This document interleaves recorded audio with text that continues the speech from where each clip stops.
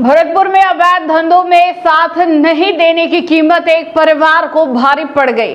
आरोप है कि आईपीएल सट्टे और गांजा सप्लाई से जुड़े कुछ युवकों ने देर रात एक घर पर हमला बोल दिया। पथराव के दौरान बीच बचाव करने आई 55 वर्षीय महिला को धक्का दे दिया गया, जिससे उनकी मौत हो गई। इतना ही नहीं, परिजनों का आरोप है कि आरोपी बाद में वापस लौटे और परिवार के सदस्यों को कार से कुचलने की भी कोशिश की।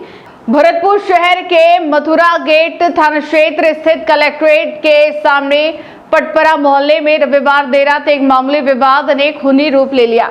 मृतका के परिजनों का आरोप है कि अवैध गांजा सप्लाई और आईपीएल सट्टे के धंधे में सहयोग नहीं करने पर कुछ युवक उनके घर पहुंच गए और उत्पात मचाना शुरू कर दिया।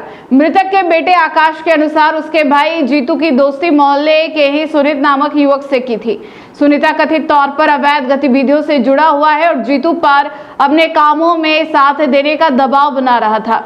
लगातार इनकार के बाद रविवार रात करीब 12 बजे सुनीत अपने साथियों पुष्पेंद्र, राजू, देवू और एक अन्य युवक के साथ कार में सवार होकर घर पहुंचा और गाली गलौज शुरू कर दी।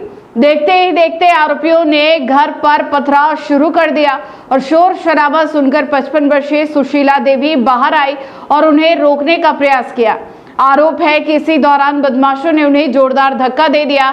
धक्का लगने से उनका सिर दीवार से टकराया और वह गंभीर रूप से घायल होकर गिर पड़ी।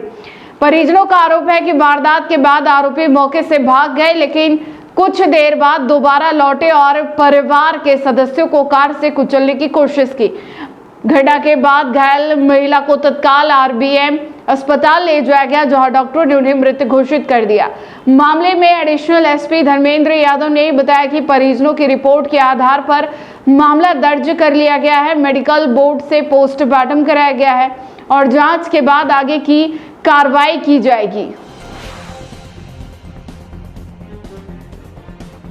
ये रात को सूचना आई थी हमारे पास अभय कमांड से कि यहाँ कलेक्ट्रेट के सामने पटवा मोहल्ला है, वहाँ झगड़ा हो रहा है। तो रात को डीओ गया था और ऑफिसर्स गए थे। तो बाद में वहाँ गए तो लेडीज के लिए इन्होंने बताया कि सब इसके झगड़े में चोटें आई, उनको यहाँ लेके आए हम और वो डेड थी। बाद में यहाँ जब अस्पताल में मालूम किया तो उससे पहले अस्पताल में उनको लेके आ चुके थे और डॉक्टर ने उसको डेड डिक्लेयर कर दिया था। तो अब इन्होंने रिपोर्ट दी है, उसके बारे में हम प्रकरण दर्ज करके और अनुसंधान कर रहे हैं। अनुसंधान से जो वस्तु स्थिति होगी उसके अनुसार कार्रवाई करेंगे। बोर्ड से पोस्टमार्टम करवाया जा रहा है। इसकी घटना है, हम लोग भाई सोए हुए थे अपने अपने घरों में।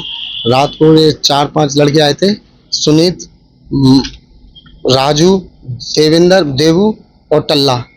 इन्होंने आके मेरे घर पे आके पथराव, हाथ में पत्थर लेके घर में मेरे गेट में पथराव किया है।